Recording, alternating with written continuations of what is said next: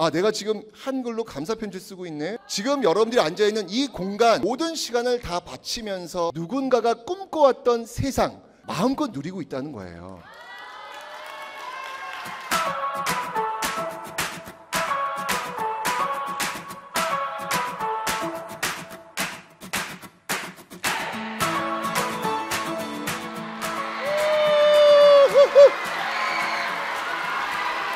안녕하세요. 만나 반갑습니다. 만나 반갑습니다. 와, 네.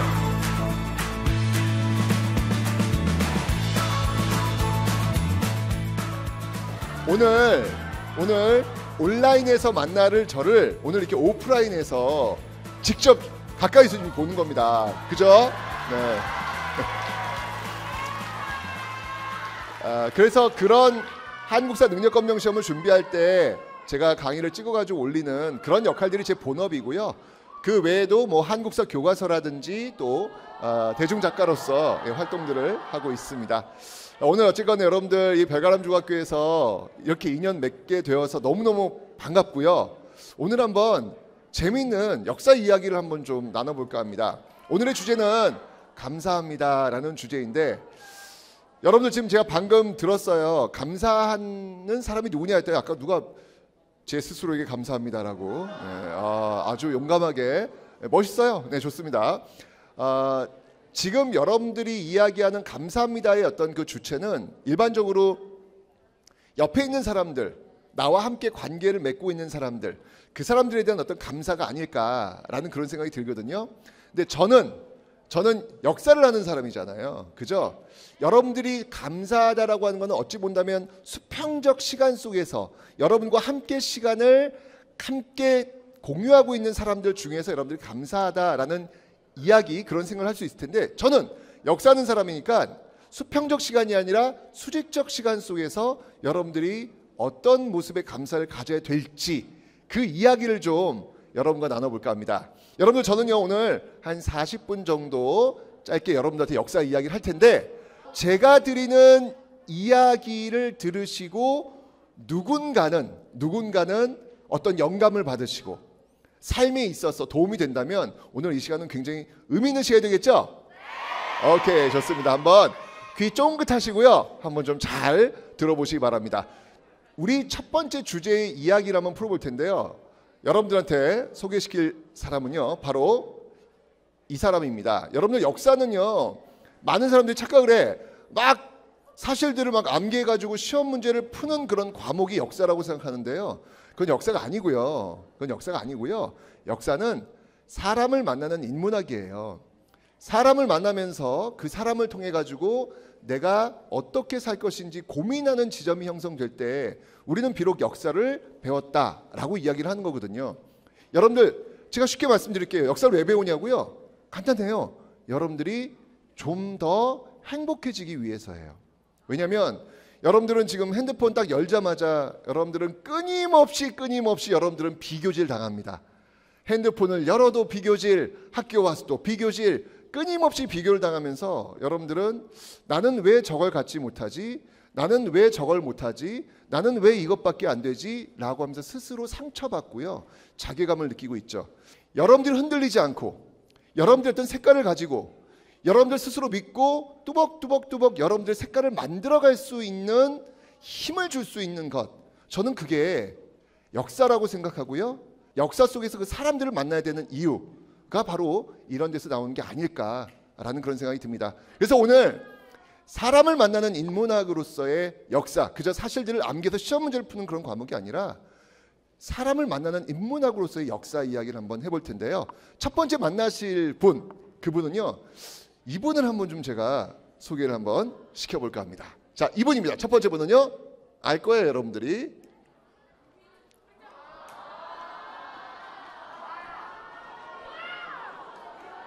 문익점 알고 계시죠? 네. 제가 오늘 말씀드렸지만, 제가 오늘 여러분들한테 공유하는 시간은 수평적 시간, 여러분들이 지금 살고 있는 이 수평적 시간으로서의 사람들이 아니라 수직적 시간, 먼 과거부터 내려오는 그 수직적 시간 속에서의 사람들을 좀 만나보려고 하는데, 제가 이 문익점을 왜 제일 먼저 소개를 시켜 드리냐면, 여러분들 이 문익점은요, 왜 그런 일화가 있잖아. 당시 중국에 가서 목화씨를 불두껍 뒤에 숨겨가지고 우리나라에 들어와서 목화씨 재배에 성공했던 우리나라 최초의 산업 스파이. 뭐 이렇게 아마 알고 계실 거예요. 들어보셨죠?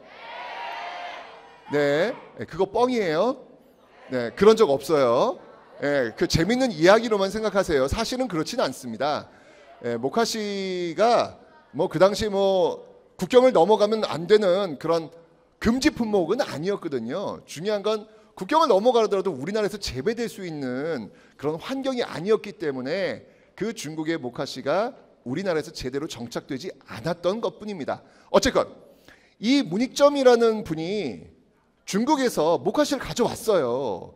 목화씨를 가져왔는데 중국에서 이 문익점이 보면서 놀랐던 건 뭐냐면, 우와, 중국 사람들이 겨울에 굉장히 따뜻하게 사는 거예요. 여러분들, 우리나라 사람들은요, 이 문익점의 목화씨 재배가 성공하기 이전까지 어떤 옷을 입고 있었냐면, 여러분들 지금 속에 속옷 입고 있잖아요. 그죠?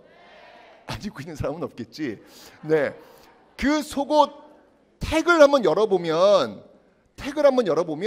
뭐라고 있냐면 면 100% 그렇게 다 돼 있어요. 맞죠? 나일론 팬티를 입진 않았을 거 아니야. 그죠? 다 면 100이란 말이야.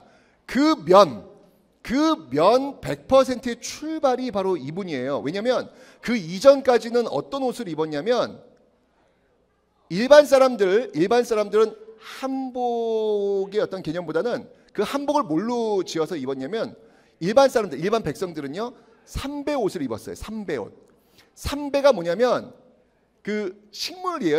그 식물들을 쪄가지고 그 줄기를 쭉쭉 찢어가지고 그걸로 실을 만들어가지고 입는 옷인데, 그 삼배는 여름철에 시원해요. 바람이 술술 들어오니까.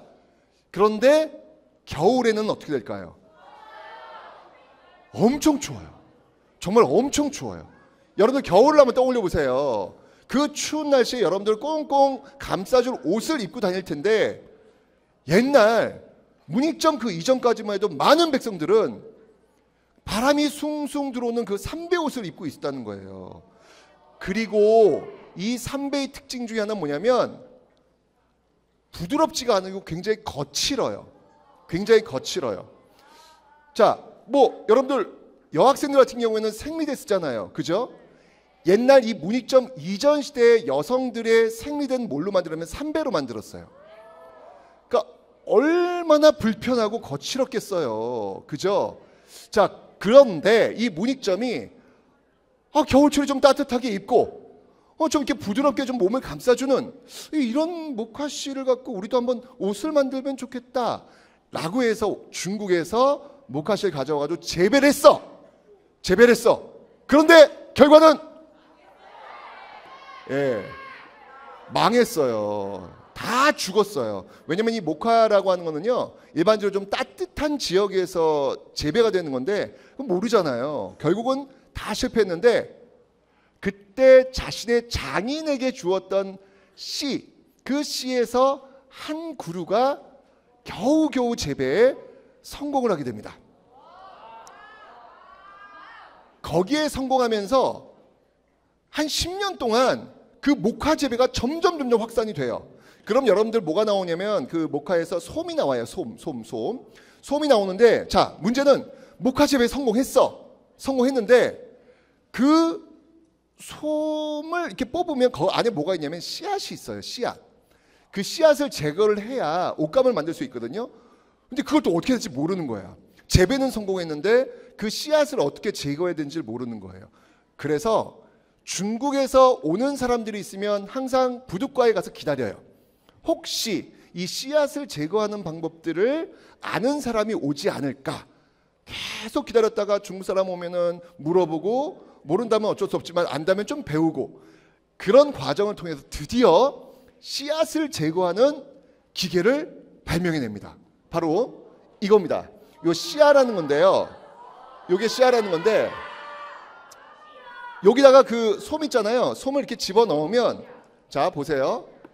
여기 지금 이렇게 요게 씨예요. 요게 씨거든요. 요 씨를 씨를 빼고 이렇게 손만 달달달달달달달 뺄 수 있는 거예요.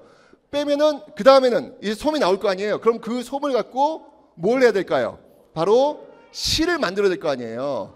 그 실을 만드는 기계가 바로 물레입니다. 예. 이걸 통해 가지고 이제 옷감을 만드는 건데, 이 물레도 문익점의 손자의 이름이 레였대요. 레. 그래서 그 레가 만들었다고 해서 문레야, 문레. 그게 시간이 지나가면서 물레라고 이제 부르게 된 거죠.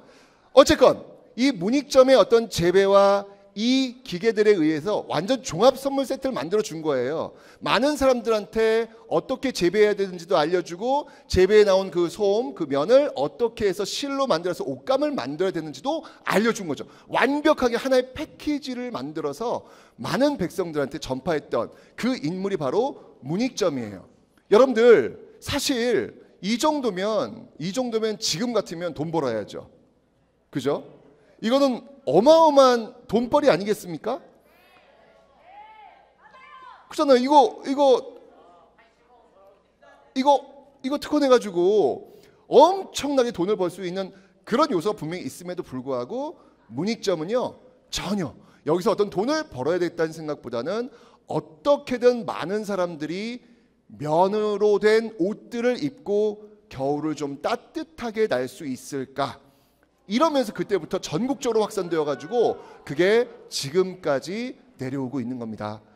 여러분들이 지금 입고 있는 이 옷들, 여기 있는 이 면이라고 하는 것들이 바로 이 문익점의 어떤 그 노력도로 나온 거예요. 근데 여러분들, 아까도 얘기했지만 문익점은 처음부터 성공했나요? 아니에요. 재배를 했는데 계속 죽으면서 얼마나 아팠겠어요. 이거 해도 안 되니까. 얼마나 실패를 많이 했는데요. 그죠? 그런 과정 속에서 결국은 이 면옷이라고 하는 이 제품들을 만들어낼 수 있었다. 그걸 지금 여러분들은 입고 있는 것이다.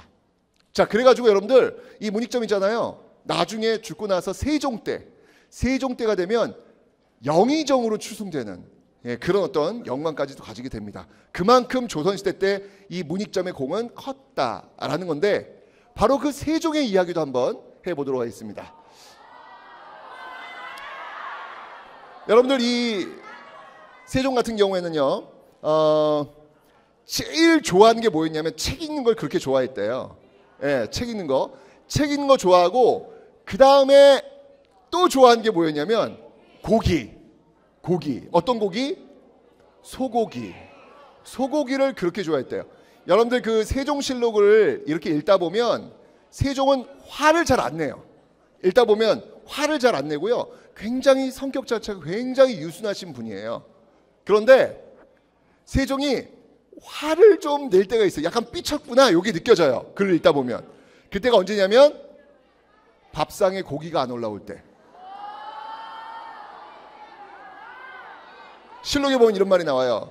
오늘은 왜 밥상에 고기가 없느냐, 뭐 이러이런 때문에 고기가 없습니다. 그럼 난 오늘 밥을 먹지 않겠다 라고 하면서 일종의 파업을 하는 거죠. 고기가 안 올라오면 업무를 안 보는 거죠. 그만큼 고기를 너무너무 좋아하신 분이에요.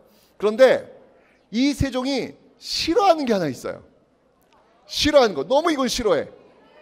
그게 뭐냐면 운동을 싫어해요.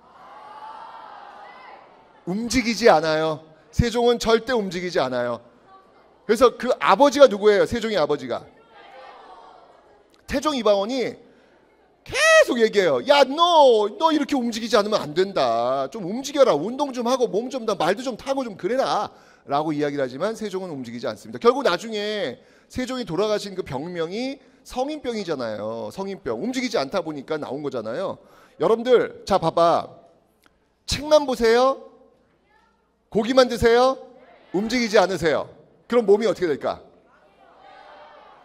여러분들, 왜 세종을 여기서 자른지 모르죠? 여기를 까는 순간 깨요. 세종의 몸무게가 거의 100kg가 넘는다고 합니다. 키 별로 안 커요. 1m 70이 잘 안 되는데 100kg가 넘는다고 합니다. 그러니까 얼마나 고기를 많이 드셨으면 그랬겠습니까? 그죠? 자, 근데 그 세종인데, 여러분들, 이 세종이 또 우리에게 주었던 가장 큰 선물이 하나 있죠. 뭐예요? 맞습니다. 맞습니다. 한글. 세종에게 한글을 만들어 주셔서 감사합니다라고 하면 세종은 한글이 뭔지 모르세요? 예, 그때는 한글이란 용어가 없어요. 그때는 훈민정음. 예, 한글이란 말은 한참 뒤 주시경 선생에 의해 가지고 명명된 이름. 왜냐하면 일제강점기로 넘어오면서 국어가 뭐가 되죠? 국어가 일본어가 되잖아요. 국어가 일본어가 되니까 우리의 글을 국어라고 부를 수가 없으니까 뭐라고 불러야 될까 고민하는 과정 속에서 한글이라고 하는 단어가 이제 만들어진 겁니다. 어쨌건 한글은요 정말 위대한 거예요. 이게 왜 위대한 거냐면 여러분들 혹시 연애 편지 써본 적 있나요? 너무한가? 네.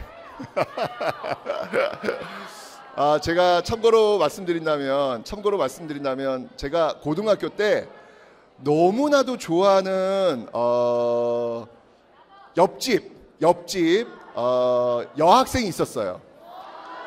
너무나도 좋아하는 여학생. 그 여학생하고 제가 3년 동안 거의 매일같이 같은 버스를 타고 학교를 다녔어요.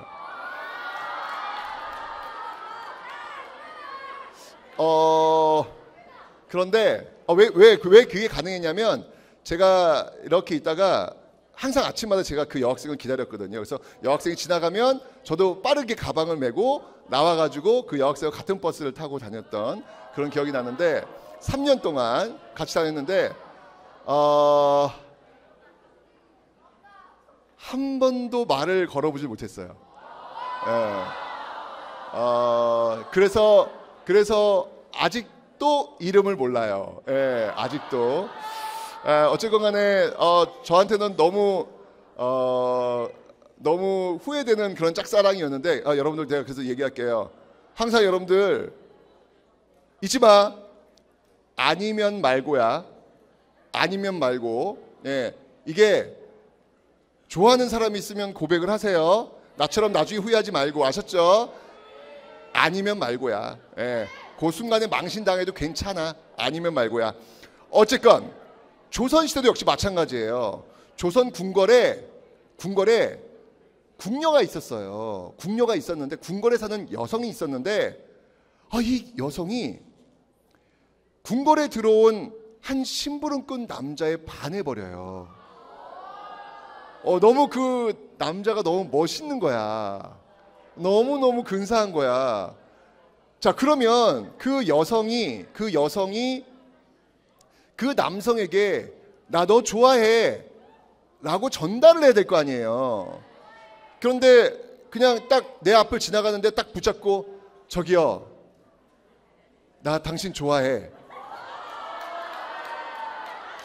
라고 하면 그거 쉽지 않잖아요. 뭔가 그 전에 이게 오고 가는 뭐 편지라든지 그런 게 있어요. 그러니까 여러분들은 지금 SNS를 통해 가지고 그런 걸 하지만 그 당시 그런 게 없으니까, 그죠? 그런데 중요한 게 있어요. 그 궁녀가 그 좋아하는 남성에게 내가 너를 좋아해 라는 것들을 전달할 수단이 없었어요. 왜냐하면 그 당시에는요 한자를 많이 썼기 때문에 한자는 어려워가지고 일반 사람은 모르거든요. 모르니까 내가 너 좋아해라는 말을 못하는 거야. 내가 너를 좋아하는데 내가 너를 좋아한다는 말을 못하는 거야. 감사, 사랑 편지 이런 걸 써야 되는데 쓸 수가 없는 거예요. 일반 사람들은요. 여러분들은 지금 마음껏 여러분들이 그 마음을 글을 담아서 표현할 수 있잖아요. 그죠? 근데 조선시대는 이게 안 됐어요. 일반 백성들은요. 그건 오로지 한자를 알아야만 가능했는데 한자를 모르니까 방법이 없는 거예요. 얼마나 답답했겠어요.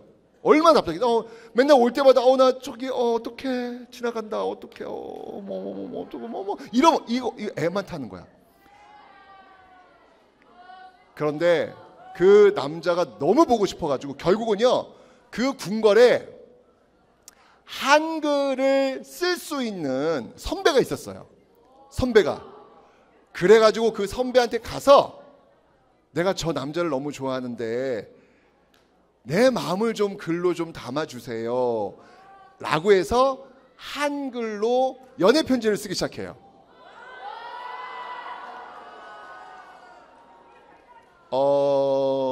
물론 그것 때문에 결국 이 둘은 비극적으로 죽게 됩니다.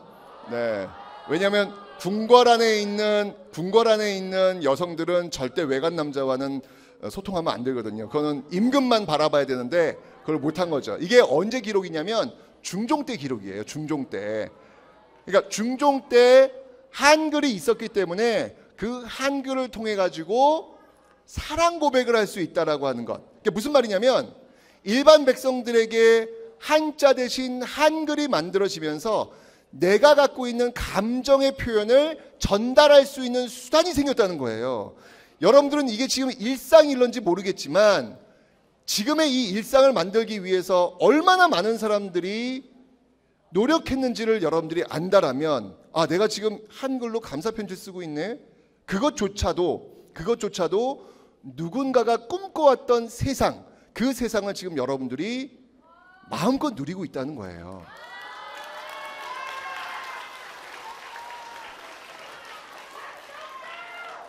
자, 이번에 한번 이분들 한번 만나보도록 하겠습니다. 여러분들 혹시 상하이, 중국 상하이 다녀오신 분 있어요? 오케이. 중국 상하이에 가시면 거기에 그 동방명주라 해가지고 엄청난 야경이 뭐 끝내줘요. 되게 멋있어. 그 야경을 보면서 막 사진 막 찍어요. 그런데 그 야경 뒤편에 대한민국 임시정부 청사가 있어요. 대한민국 임시정부 청사가. 여러분 잘 아시겠지만 여러분이 지금 살고 있는 나라 이름이 뭐죠? 맞습니다. 대한민국이라는 이름이 탄생한 날, 즉 생일날은 몇 월 며칠일까요? 오! 자, 몇 월 며칠? 틀렸어요. 네. 자, 저기 맨 끝에 8월 15일 아니에요. 아니에요. 여학생. 아니요. 예, 안경 낀 여학생. 10월 3일 아니에요. 자, 제가 정답을 알려드릴게요. 바로 1919년 3.1 만세 운동 이후에 우리 정부가 필요하다라고 해가지고 4월 11일 날 1919년 4월 11일 바로 상하이에서 대한민국이라는 이름이 그때 탄생을 하는 거예요. 그때. 자, 바로 그 대한민국 임시정부 청사가 있는 곳이 상하이에 있는데 여기를 한번 여러분 가보시면 이게 딱 입구에 들어가면서 박물관처럼 되어 있는데 제일 먼저 만나게 되는 사진이 바로 입구에 있는 이 사진입니다.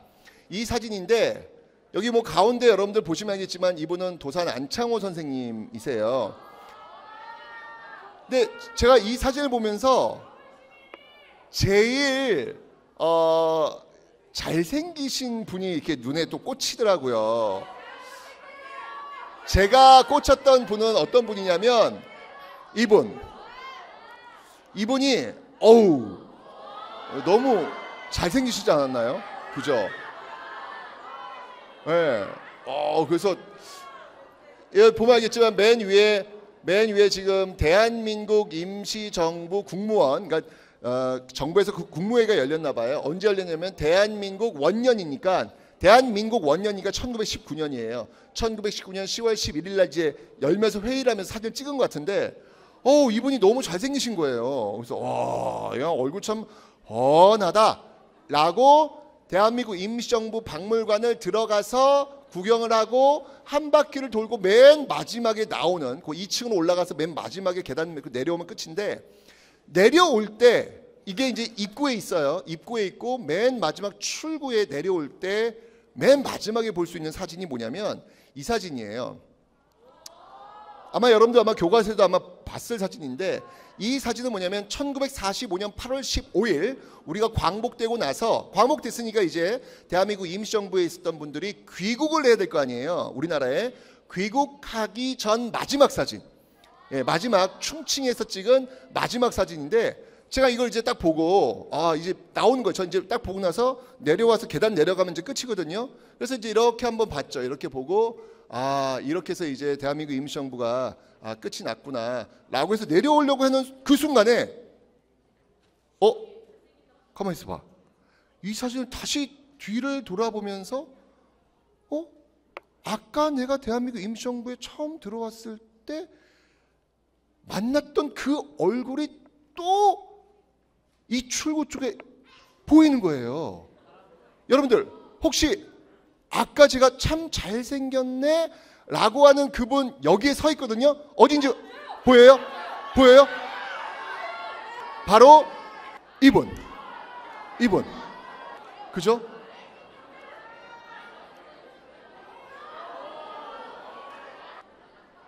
(1919년) 1945년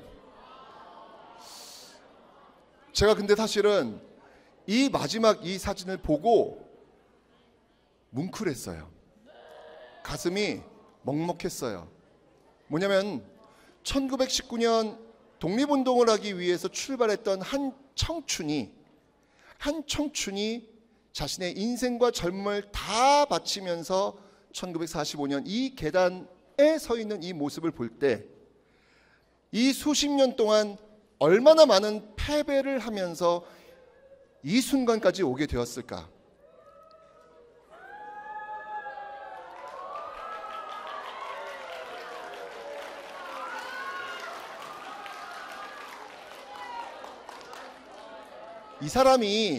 이분이 자신의 청춘과 모든 시간을 다 바치면서 지키려고 했던 게 있을 거예요. 이 머리 희끗희끗해지고 머리도 빠지고 이렇게 되는 이 순간까지 이 사람이 지켜내고자 했던 게 뭘까? 그 생각이 들면서 제가 먹먹해졌어요. 이분이 지키고자 했던 거는 바로 지금 우리라는 거예요. 지금 여러분들이 앉아있는 이 공간, 이걸 만들기 위해서 이분은 자신의 모든 것들을 바치면서 여기까지 왔구나 라는 그런 생각이 들더라고요. 그러면서 여러분들 제가 참 좋아하는 시가 하나 생각이 났습니다. 그 시는요 지금 여러분들이 앉아있는 누리고 있는 이 시간에 출발이 되지 않을까라는 생각이 드는데요. 그 시를 한번 제가 지금부터 낭독해 드리도록 하겠습니다. 시인 또 음악이 또 있어야 되니까 음악 한번 깔아보고 갈게요.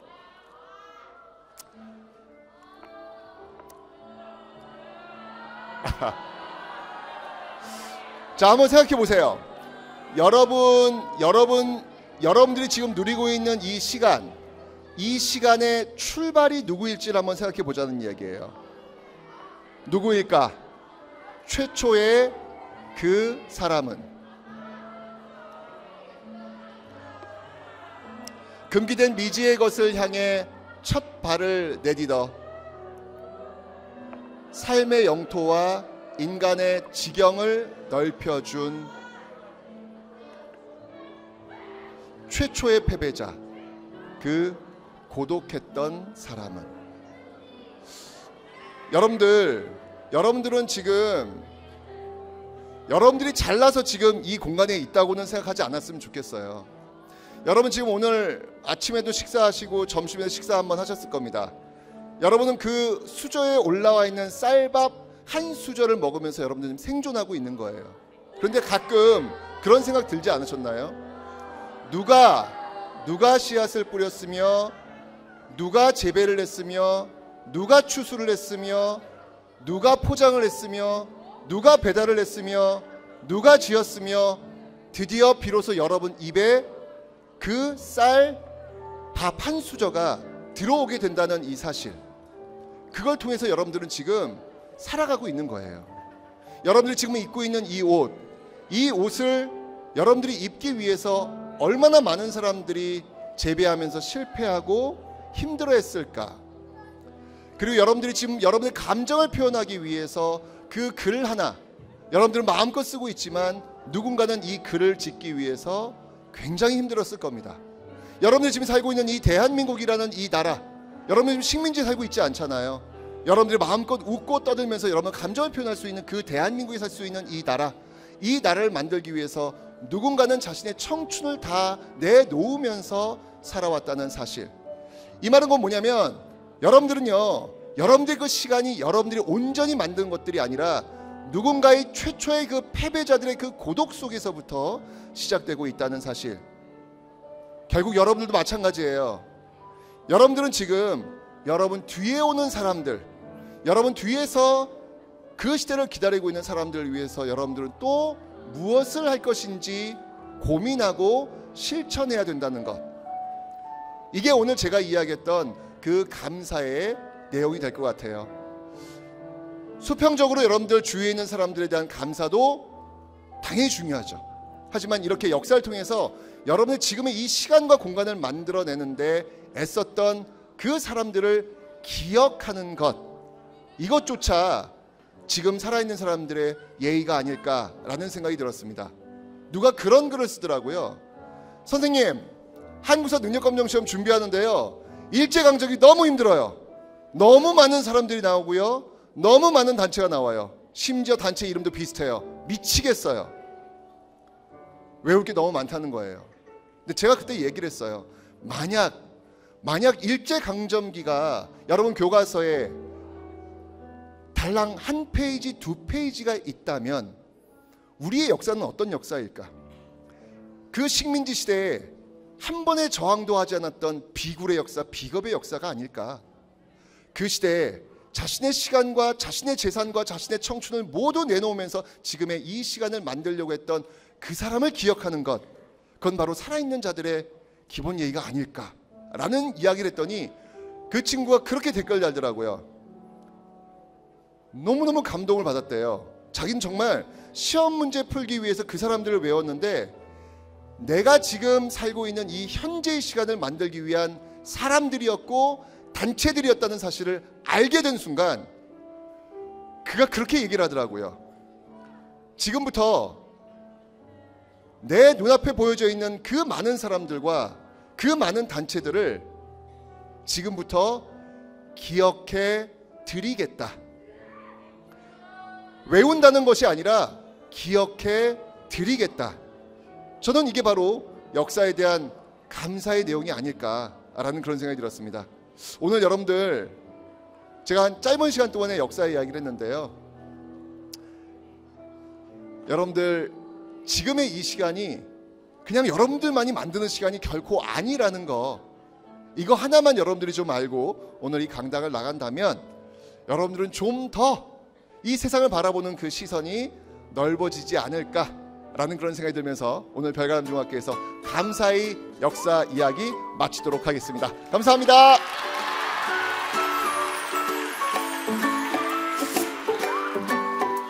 이서진이라고 하고요. 오늘 이렇게 항상 스크린으로만 보던 이런 엄청나신 분을 실제로 이렇게 볼 수 있어서 너무나 영광입니다. 네, 그럼 지금부터 제가 질문을 몇 가지 드리고자 합니다. 네, 감사합니다. 네, 먼저 지금의 나를 위해 발휘했던 사람들에게, 즉 지금의 나를 위해 준 사람들에게 어떻게 감사를 표현해야 할까요? 그리고 일단 이 질문에 대해서 먼저 한번 말씀을 해주시기 바랍니다. 어떻게 감사의 표현을 할까요? 저는 방금 제가 제 주제였어요.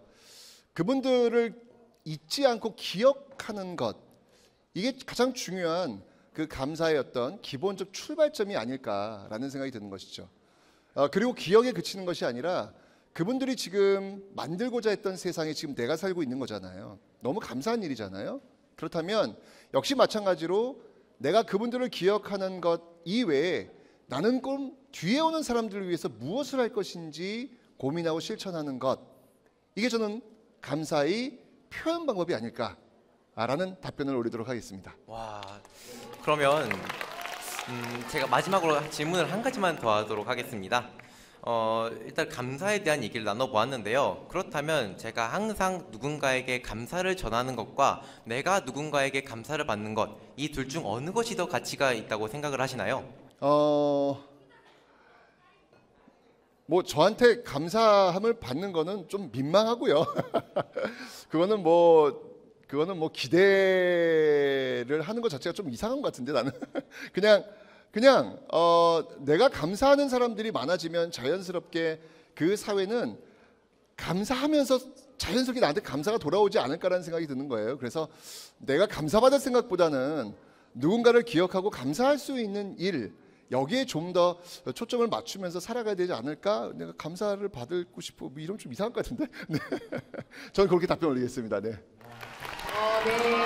질문에 정말 엄청나네요. 자, 다음으로 또 사전 질문 접수해 준 친구가 있어서 3학년 9반의 김다은 학생 어디 계실까요? 제가 준비한 질문을 말씀드리겠습니다. 강의에서 말씀하셨듯이 많은 사람의 노력으로 예전보다 저희 나라가 더 크게 성장하였는데요. 이렇게 지금 우리나라가 잘 살 수 있도록 만드신 분들 중 역사를 통틀어 가장 감사하게 생각하는 분은 누구인가요? 저희 지금 남양주에 왔으니까 남양주와 관련된 조선 시대를 통틀어서 정말 이분처럼 부자가 없었죠. 바로 이곳 남양주부터 서울의 동대문 알죠? 동대문. 그 동대문까지 걸어가는데 동대문을 통과해서야 비로소 이분 땅을 벗어났다. 그러니까 남양주부터 서울까지가 다 이분 땅이에요. 여기부터 저 서울까지가 다 그분 땅이라고요. 예. 어마어마한 돈을 가지신 분이 계십니다. 어마어마한 정말 조선시대 그 정말 최대 갑부라고 할 수 있는데 이분의 성함이 어떤 거냐면 이석영, 이자 석자 영자 이석영이라는 분이 계시거든요. 이 이석영은요 일제강점기 직전에 정말 조선에서 가장 부자였던 그런 분 중에 한 명인데 이분이 일제강점기가 되었던 경술국치로 들어가는 시점에 정말 이 남양주부터 그 동대문까지 있는 그 모든 재산을요 다 내놔요. 그 집안의 재산을 지금 돈 땅값으로 환산하면 대략 한 3조 정도가 됩니다. 어마어마하죠. 이걸 다 내놔가지고 그 돈을 가지고 어디로 가냐면 만주로 가요. 만주로 가서 거기서 학교를 지어가지고 무상으로 독립분들을 양성을 해요. 그 학교의 마지막 이름이 바로 신흥무관학교. 들어보셨죠? 네, 바로 1920년대 독립운동의 어떤 그 산실이 되었던 그 학교가 되는데 너무 놀라운 게 뭐냐면 이 집안의 기록을 보면 3조나 되는 이 어마어마한 재산을 가지고 있는 이 분들이 그곳에 가셔가지고 땅 사고 집 사고 학교 짓고 무상교육시키고 그 과정 속에서 3년 만에 그 돈을 다 쓰세요. 그리고 그들의 일기 중에 이런 얘기가 나와요. 오늘 너무 배가 고파서 옆집에 옥수수를 꾸러 갔다 라고 하는 한 줄짜리 기록이 나옵니다. 그 이석영 선생님은요 1930년대에 돌아가시는데 그분의 돌아가신 병명은 바로 아사예요. 아사는 굶어 죽었다는 겁니다. 아까도 이야기했지만 이 집안의 재산이 3조 가치가 되는 어마어마한 집안인데 그 많은 재산을 가지고 있었던 그분이 아사, 굶어 죽은 거예요. 아까도 제가 이야기했지만 이유는 딱 하나였습니다. 그분들이 꿈꾸었던 세상은 바로 이 땅에서 태어나는 아이들에게 식민지 조국의 백성으로 살지 않게 하겠노라는 꿈, 그 꿈 하나로 3조 그리고 자신의 모든 것들을 내놓으면서 결국 굶어 죽는 그 순간까지 가신 거예요. 그렇게 해서 지금 여러분들은 지금 이 세상에 지금 살고 계신 겁니다. 너무 감사한 이야기인 것 같아요. 그래서 오늘 남양주와 관련된 분위기도 하고 그래서 오늘 지금 부장님이 지금 질문 주신 그 답변에 이석영 선생님이라고 제가 답변을 올리도록 하겠습니다. 감사합니다. 감사합니다.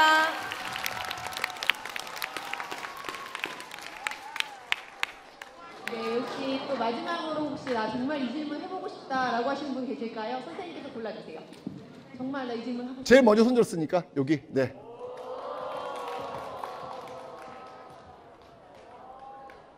저 선생님이 생각하는 감사라는 뜻. 제가 생각하는 감사의 의미, 제가 생각하는 감사의 의미는 뭐냐면요. 가장 기본적으로 저는 존중이라는 생각이 드는 거예요. 존중이라는 생각. 그러니까 여러분들 모두가 다 의미 있는 삶을 살고 있잖아요. 그죠? 아까도 이야기했지만 여러분들과 제가 아무런 관련이 없을 것 같아요? 그렇지 않아요. 여러분들과 나도 연결하다 보면 다 연결이 되어 있어요. 아까 제가 여러분 그 수저 한 숟가락에 이 지구에 많은 사람들이 담겨져 있다라고 이야기했잖아요. 그 많은 사람들의 노력 끝에 여러분들은 살아갈 수가 있는 것처럼, 저도 마찬가지, 여러분들도 마찬가지거든요.